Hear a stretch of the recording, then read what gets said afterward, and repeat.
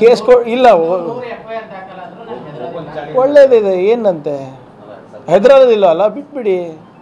ಮತ್ತೆ ಯಾಕೆ ಬಂದು ಪದೇ ಪದೇ ಬಂದು ಹೆದರೋದಿಲ್ಲ ಅಂತ ಹೇಳ್ತಾರೆ ಸುಮ್ಮನೆ ಕೂಡಬೇಕಲ್ಲ ಈಗ ನೀವು ಒಬ್ಬರು ಮಾಜಿ DCM ಆಗಿಬಿಟ್ಟು ಯಾರ್ಯಾರು ಏನೋ ಮಾತಾಡಿದ್ರೆ ನೀವು ಗುಂಡು ಹಾಕಿ ಹೊಡೆಯುವಂಥ ಕಾನೂನು ತರಬೇಕು ಅಂತ ಹೇಳಿದ್ರೆ ನಿಮ್ಮಲ್ಲಿ ಎಷ್ಟು ವಿವೇಕತನ ಇದೆ ಅಂತ ತೋರಿಸುತ್ತೆ ಒಂದನೇದು ಎರಡನೇದು ನಾನು ನಿನ್ನೆನೂ ಕೂಡ ಹೇಳಿದ್ದೀನಿ ಅವ್ರ ಮಾತಿಗೆ ತಾವು ಯಾಕೆ ಅಷ್ಟು ಗಂಭೀರವಾಗಿ ತೊಗೋತೀರಾ ಅವ್ರ ಆಟಕ್ಕೆ ಕುಂಟು ಲೆಕ್ಕಕ್ಕಿಲ್ಲ BJPನಲ್ಲೇ ಅವ್ರ ಮಾತಿಗೆ ಕೌಡೆ ಕಾಸು ಕೀಮತ್ತಿಲ್ಲ ಅವರು ವಾಲಂಟ್ರಿ ರಿಟೈರ್ಮೆಂಟ್ ತೊಗೊಂಡಾಗಿದೆ ಇನ್ವಾಲಂಟ್ರಿ ರಿಟೈರ್ಮೆಂಟ್ ಕ್ಷಮಿಸಬೇಕು ಇನ್ವಾಲಂಟ್ರಿ ರಿಟೈರ್ಮೆಂಟ್ ಮಾರ್ಗದರ್ಶಕ ಮಂಡಳದಲ್ಲೂ ಕೂಡ ಅವರಿಗೆ ಅವಕಾಶ ಸಿಕ್ಕಿಲ್ಲ ಯಾಕೆ ಅಷ್ಟು ಸೀರಿಯಸ್ ತಗೋತಾ ಇದ್ದೀರಾ ಅವರಿಗೆ ಅರ್ಥ ಆಗ್ತಾ ಇಲ್ಲ ನನಗೆ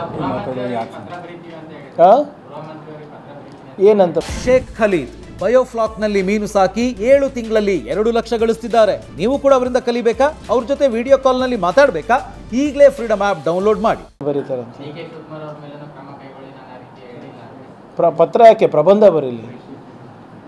ಅಶೋಕರು ನಿನ್ನೆ ಲೂಟಿಕೋರ ಸರ್ಕಾರ ಅಂತ ಹೇಳಿ ವಾಗ್ದಾಳಿ ಮಾಡಿದ್ದಾರೆ ಕೇಸ್ ಇಲ್ಲ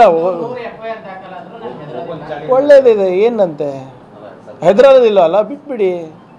ಮತ್ತೆ ಯಾಕೆ ಬಂದು ಪದೇ ಪದೇ ಬಂದು ಹೆದರೋದಿಲ್ಲ ಅಂತ ಹೇಳ್ತಾರೆ ಸುಮ್ಮನೆ ಕೂಡಬೇಕಲ್ಲ ಈಗ ನೀವು ಒಬ್ಬರು ಮಾಜಿ DCM ಆಗಿಬಿಟ್ಟು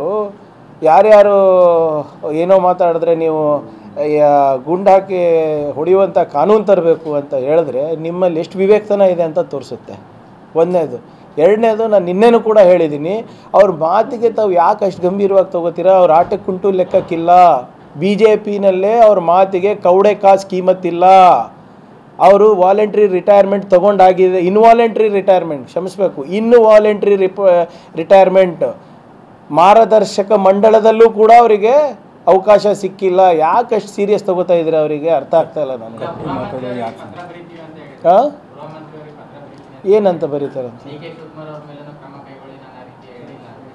ಪತ್ರ ಯಾಕೆ ಪ್ರಬಂಧ ಬರೀಲಿ